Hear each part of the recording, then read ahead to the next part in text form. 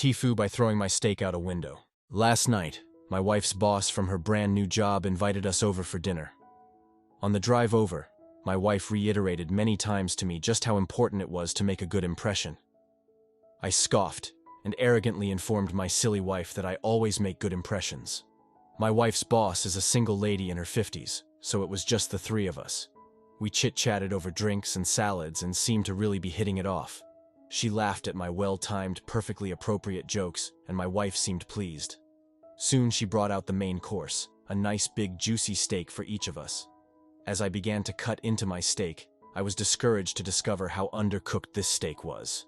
Now, I've had my fair share of rare steak. I prefer medium, but I can handle rare. This was several minutes on a hot grill short of rare. I probably could have resuscitated the cow had I tried. Instead, I sat there fidgeting with my knife and fork, worrying about how I was going to get away with not eating this steak. Claim veganism? No, I'd already feigned great enthusiasm upon seeing the steak. Just then, our hostess excused herself to the kitchen to take care of some dessert preparations. As I looked across the fancy dining room table at the open window of this third-story apartment, a cartoon light bulb appeared over my head. I knew I had to be decisive. Realizing that she could return at any moment, I committed.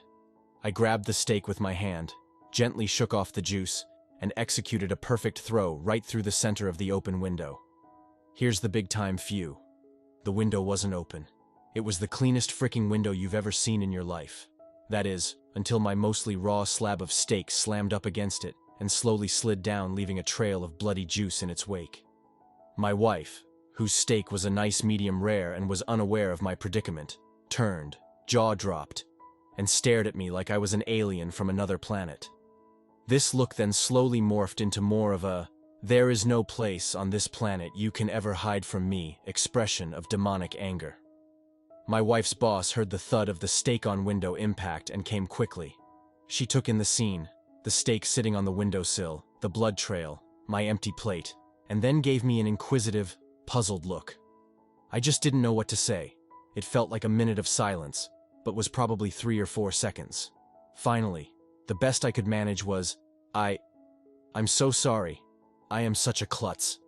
I don't know. I was just cutting it, and it slipped. Just ask my wife. I really am a klutz. Right, honey? No help coming from that direction. I will clean this up. I can't believe this. I am so sorry. Etc. Etc. Both women continued to stare at me like I had escaped from the loony bin, as I smeared the blood around the window with my cloth napkin, dusted off the steak, and continued to mutter my incoherent explanation. I knew no one was buying the story. I knew what I had to do.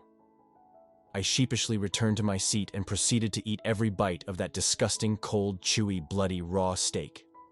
I remained pretty quiet the rest of the evening. My wife's only 2 words to me since the incident are "I'm fine." TLDR. Tried to sneakily throw my undercooked steak through an open window, only to find out it wasn't open. She put Nair in the conditioner. TLDR at bottom. I have a friend who I share natural hair tips product recommendations with, and she wanted me to try this deep conditioner she was loving and get my opinion on it, and just gave me the jar to borrow, which I was like, oh cool, because I didn't want to spend money on something I probably wasn't going to use after the one time. Anyways, since I already have stuff that's worked just fine for my hair, I did my usual wash routine, and I looked the product up before using it, read some pretty good reviews, but what had me a little confused were the people loving the smell. Caused me to smell it awful, like trying to spray perfume over rotting food. I got paranoid, I guess, but I was like, no way, right? So I put a little on my arm, and at first I was like, okay, I'm being silly, but waited, and then got that familiar tingle most people know, if they've ever gotten tired of the typical manual shave. I rubbed it off, and what do you know? The spot is now hairless. Now I'm not sure if it was Nair exactly because it was mixed with the conditioner, but definitely some hair removal cream regardless. A lil something about deep conditioners, some hair masks. You typically leave them in for 30+ minutes. And I'm sure I would have noticed if my scalp started tingling, but screw being bald, I could have gotten chemically burned.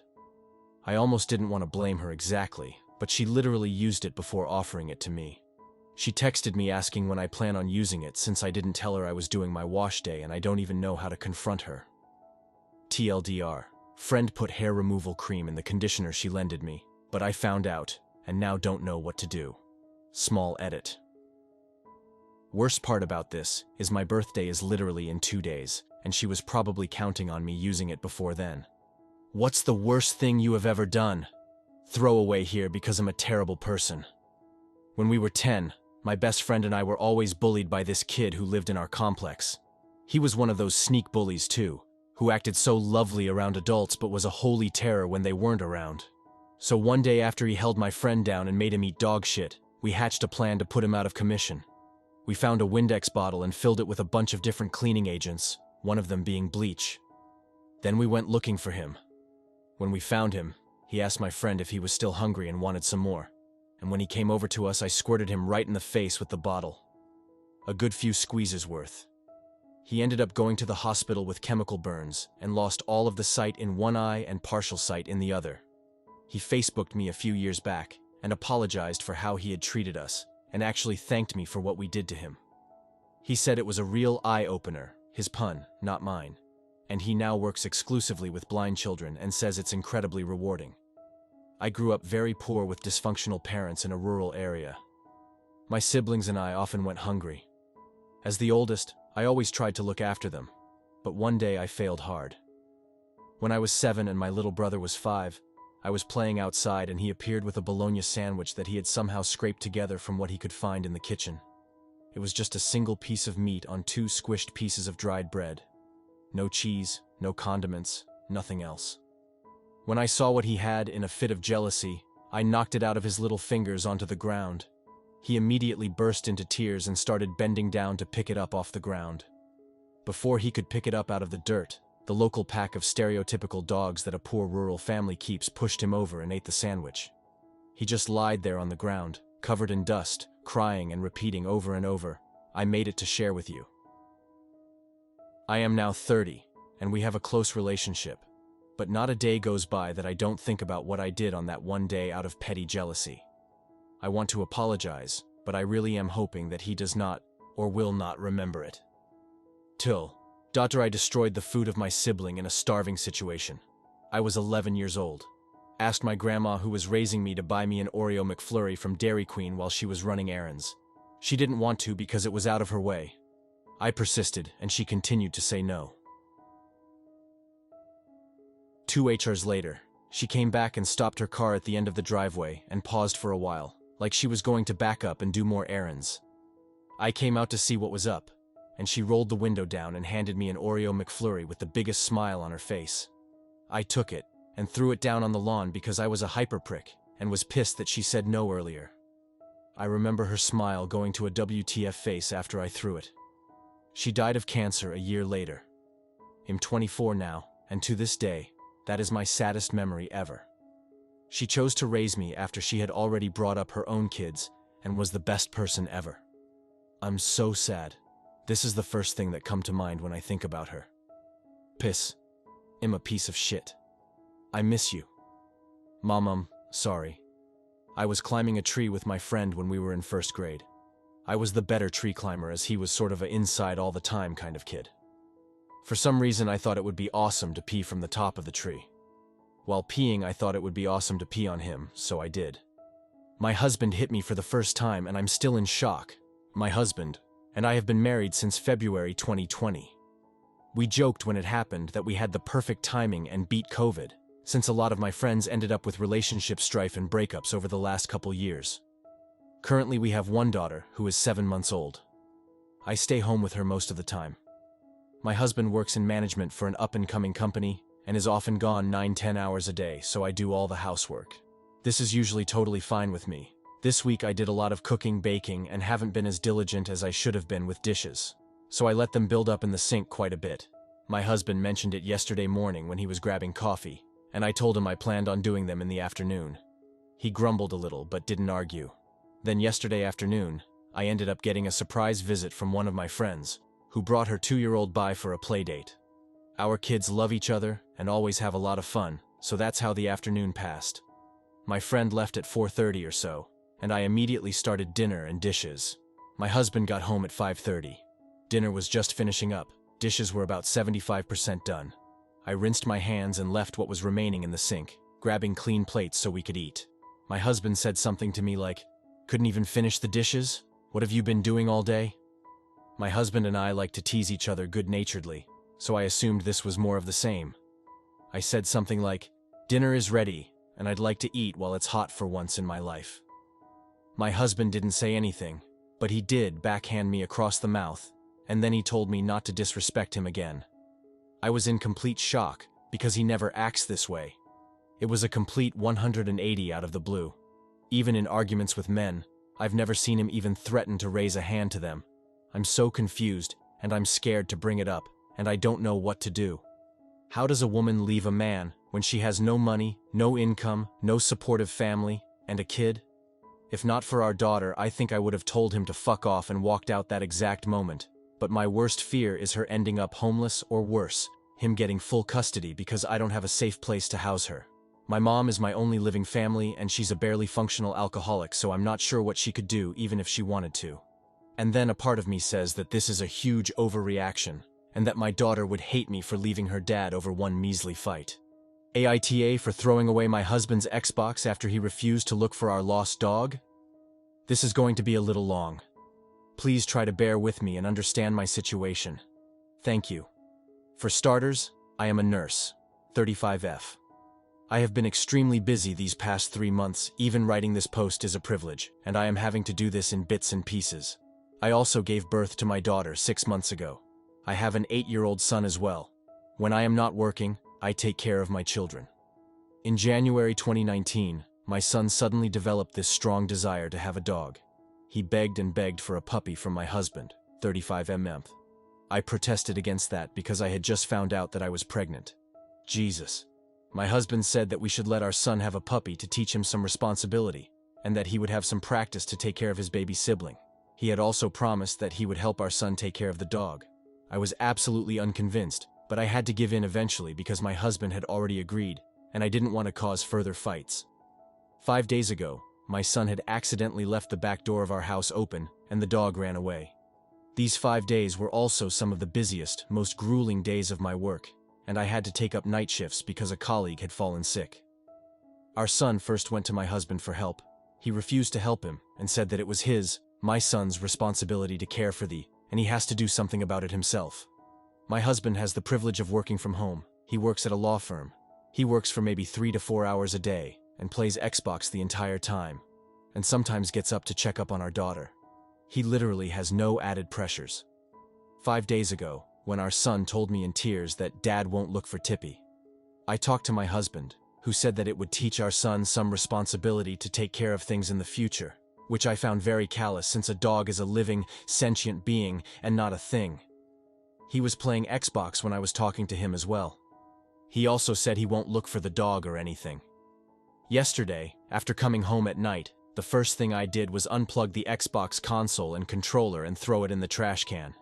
This morning, before going to work, my husband threw a fit when he didn't find his Xbox in the living room. I told him that I'd thrown it away because he was so addicted to it that he couldn't even get up and help our distressed son. When I came back from work, he told me he had found his Xbox in the trash since the garbage truck hadn't arrived then. Now, he's being incredibly snarky, giving me the cold shoulder, and he's angry because his controller isn't working. He also hasn't taken any measures to look for our dog, and our mutual best friend called and said, "My reaction was incredibly childish. Now I am spending my free day calling every neighbor of ours, making internet posters and contacting animal shelters and animal control to see if Tippy had turned up anywhere, and consoling my heartbroken son." Ada, edit. My husband is a lawyer. A lawyer's job depends on how many clients he has.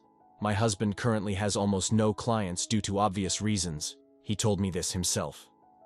So his workload is significantly less. This is F. How would life and society be different if we farted with the same ferocity and spontaneity that we sneezed? When I was in 6th grade, my small-town school track team did very well and was allowed to compete in the state finals. My event was the 200-meter dash, and while I did okay against the other small towns we normally faced, I had no chance at state. This was pretty much the case for most of us, so we mostly goofed off and explored the massive arena and whatever. I wasn't allowed soda at home, but somebody bought me a huge Coke, and I thought it was pretty great. Came time for me to run my race. Well, actually my heat in the preliminaries, as this thing was so big time that they actually had more runners than would fit on the track at once. First time I'd ever seen that. Coach tells me to do my best and have fun. Nobody expects much. It's just an honor to be there. I line up on this beautiful, wide cinder track with maybe 15 lanes. I was used to 8, and an unbelievable crowd watching. Big grandstands full of people, all new to me. I get kind of excited about the whole thing. So we all set our feet in the blocks, crouch down and tense up, waiting for the shot from the starter pistol. Meanwhile, a hush settles over the crowd. We're on edge waiting for the bang. When the starter fires, I take this huge leap forward like I'm going to sprint the whole 200 meters, which is pretty much what people who are good at it do, but not my usual approach. This massive physical effort simultaneously propels the most violent, loudest fart of my life out my preteen stinkhole. Most of the crowd hasn't trained to the peak physical level that I have, so their reaction to the pistol shot is a tiny bit slower. The effect is that after the bang, but before anyone makes a single sound, my fart echoes through the arena with unbelievable clarity and tone. For everyone there, it's just like bang, fa-far-tita. I manage a few strides just out of instinct before realization of what's happening starts to set in. I glance over at the crowd, and in that split second I can just see it on every face.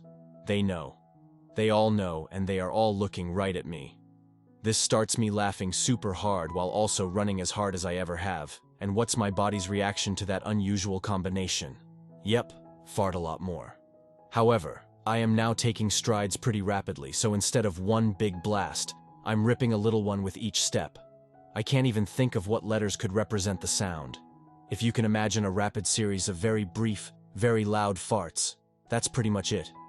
This whole situation has only taken like 10 seconds to develop. We aren't even halfway done yet, and I've farted about 15 times. I literally could not continue from laughing so damn hard. I stumble to a hunched-over stop right there in the middle of the fanciest arena I've ever been to, giggling like the farting idiot I am. I then realize that nobody is rushing past me, which, come to think of it, should have happened by this time in the race regardless of the fart situation.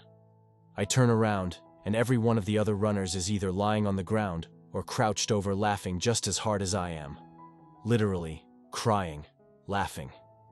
Apparently, my fart-propelled lunge off the line had taken most of them out, and the rest succumbed to my staccato encore presentation.